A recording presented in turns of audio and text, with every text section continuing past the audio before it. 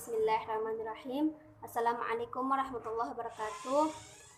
Alhamdulillahirabbil alamin wa bihi nasta'in ala umurid dunya waddin. Wassalatu wassalamu ala asrofil anbiya'i wal mursalin wa ala alihi wa ashabihi ajma'in, amma ba'd. Baik, perkenalkan, nama saya Siti Nur Aisyah Syarif, Prodi Pendidikan Luar Sekolah kelas 02. Saya Rifka Mizwari dengan NIM 200402502018 kelas 02.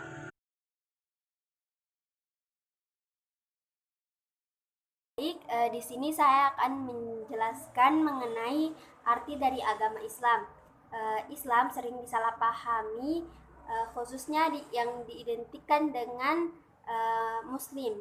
Padahal Islam dan Muslim ialah dua hal yang berbeda maknanya.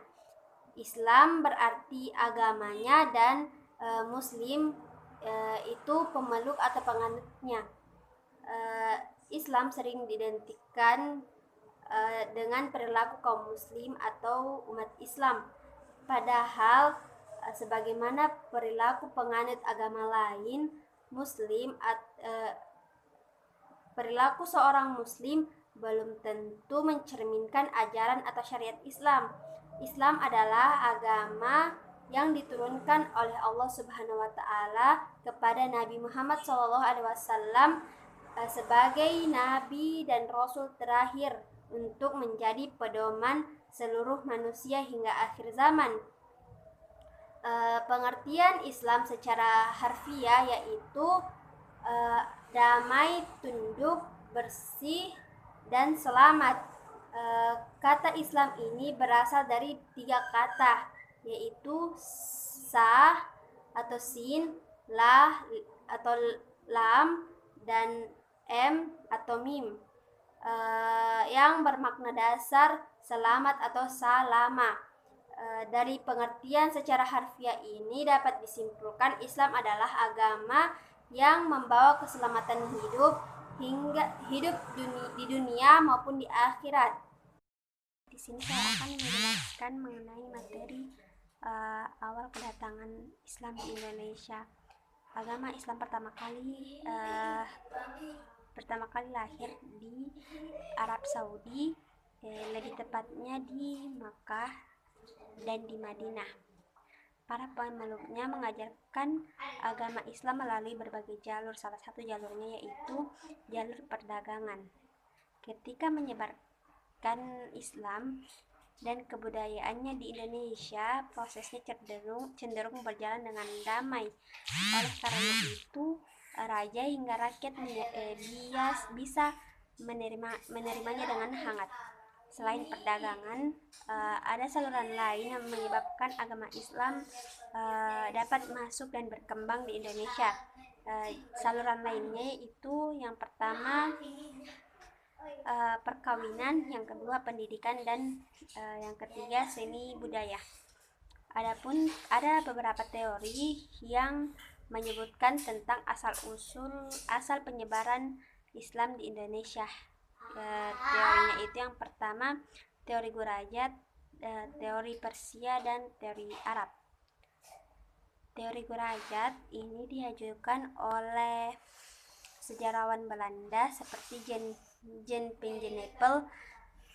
Menurut teori ini, penyebaran Islam di Indonesia berasal dari Gurajat atau India pada abad ke-7 hingga abad ke-13 Masehi. Kalangan yang berperan khususnya adalah para pedagang. Teori yang kedua yaitu teori Arab. Teori Arab ini diajukan oleh Jacob Cornelis van der dan Buya Hamka. Teori ini menyebutkan bahwa pengaruh Islam dibawa langsung oleh pedagang Arab sekitar abad ke-7 Masehi. Teori ini didukung dengan adanya pemukiman Islam di Beirut, pesisir Pulau Sumatera, pesisir barat Sumatera di abad ke-7. Terus ada pula nisan pada makam wanita di Gersik, Jawa Timur yang ditulis dengan huruf Arab bergaya Kufi. Adapun teori yang ketiga yaitu teori Persia. Teori Persia ini didukung oleh Horizon Jajadiningrat. Teori ini berpendapat bahwa pengaruh Islam dibawa masuk oleh orang-orang Persia sekitar abad ke-13. Argumen yang diajukan oleh teori ini adalah terdapat kesamaan budaya dan tradisi yang berkembang antara masyarakat Persia dan Indonesia, seperti peringatan 10 Muharram, kesamaan ajaran sufi, kesamaan seni kaligrafi pada nisan makam. Itulah materi yang kedua tentang awal kedatangan Islam di Indonesia. Cara membumikan agama Islam di Indonesia. Islam hadir di Nusantara ini sebagai agama baru dan pendatang, dikarenakan kehadirannya lebih belakang dibandingkan dengan agama Hindu, Buddha, animisme, dan dinamisme. Dinamakan agama pendatang karena agama ini hadir dari luar negeri. Terlepas dari substansi ajaran Islam, Islam bukan merupakan agama asli bagi bangsa Indonesia, melainkan agama yang baru datang dari Arab.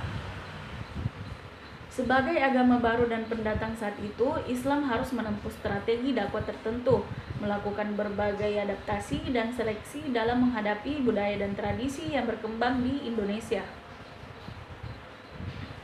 Dalam konteks sejarah penyebaran Islam di Nusantara, tepatnya pada abad ke-15, dan khususnya di Tanah Jawa, Wali Songo mempunyai peran yang cukup besar dalam proses akulturasi Islam dengan budaya. Budaya dijadikan sebagai media dalam penyebaran Islam yang mengenalkan nilai dan ajaran Islam kepada masyarakat secara persuasif.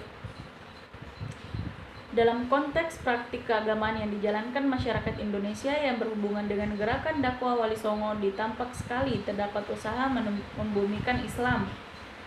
Adapun kesimpulan pada materi tersebut, Islam adalah agama yang diturunkan Allah Subhanahu wa taala kepada Nabi Muhammad SAW sebagai nabi dan rasul terakhir untuk menjadi pedoman hidup seluruh manusia hingga akhir zaman. Kewajiban sebagai umat Islam untuk membumikan Islam sudah tertera dalam berbagai hadis dan surat di Al-Quran.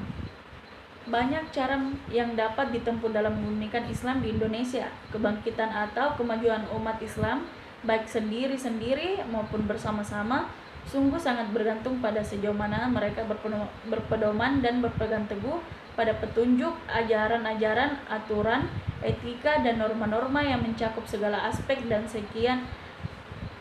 segi kehidupan manusia dimanapun. Sekian dan terima kasih. Assalamualaikum warahmatullahi wabarakatuh.